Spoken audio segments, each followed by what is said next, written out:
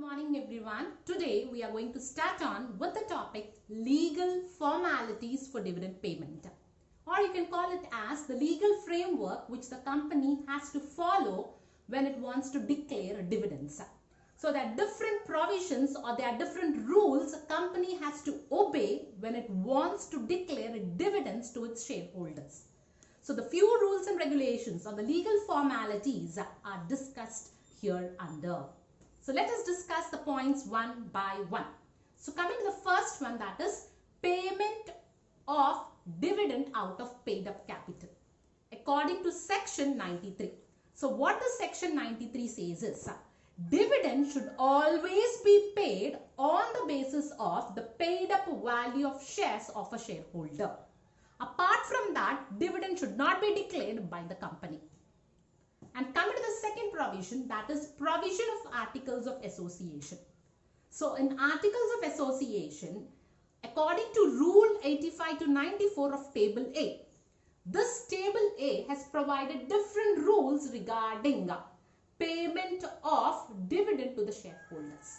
So what are the certain provisions is? The first provision is dividends can be declared by the company in the general meeting, provided the rate should not exceed the rate which is decided by the board of directors. The second rule is the board of directors can declare interim dividend as and when they think fit out of the profits. And the third rule is the notice of dividend should be given to the persons who are entitled to receive the dividend. And the fourth one is every company, apart from distributing dividend, has to transfer a certain percentage of its profit to a reserve fund for meeting contingencies. And the leftover amount should be distributed as dividend. That is the next rule. And the next provision is, as you all know, payment of dividend is generally a liability of a company to a shareholder. But for this liability, no interest can be paid by the company. That is, a shareholder will not get any interest for the liability which is due to it by the company. So this is the second provision of an article of association. And coming to the third legal framework, that is dividends only out of profit. So what this rule says is dividends can be distributed by the company only out of profits. That is, dividends cannot be distributed out of capital of the company. If any company is distributing dividend out of capital and the director who is responsible for distributing dividend out of capital should pay the amount which it has distributed out of capital, he will be solely responsible for making that loss good.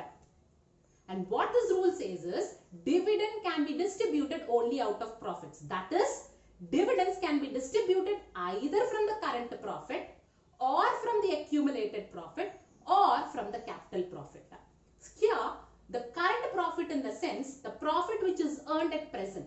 From the present profit, the company can pay dividend. Or if any percentage of amount is given by the central or the state government for payment of dividend, that can also be distributed as profit. And the second one is accumulated profit. That is, the past profit can also be distributed as dividend.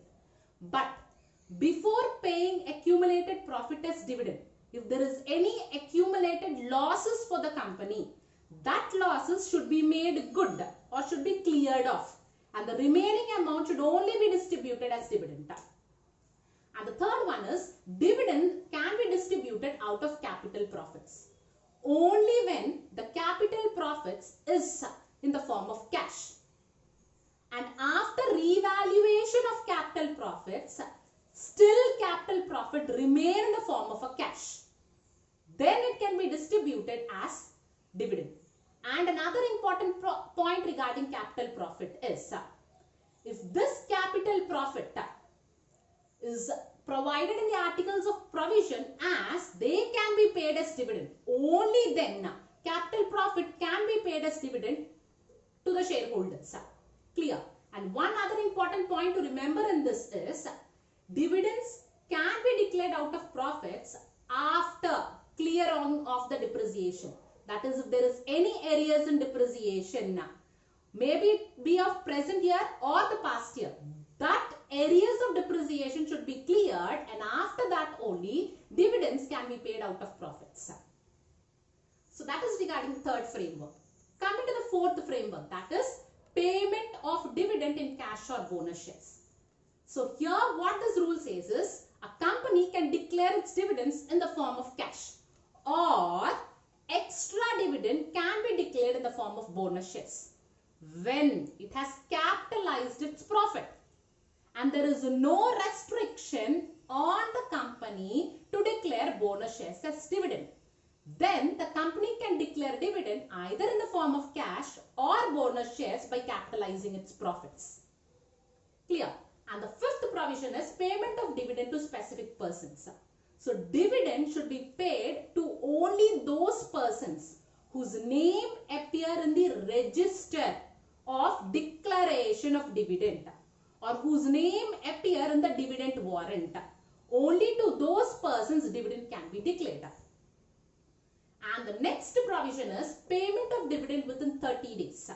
So dividend should be declared within 30 days of earning profit. But this rule is given exception. That is, this rule need not be followed under certain conditions. What are the conditions is when there is operation of law of insolvency. Under such circumstances, a company need not pay dividend within 30 days.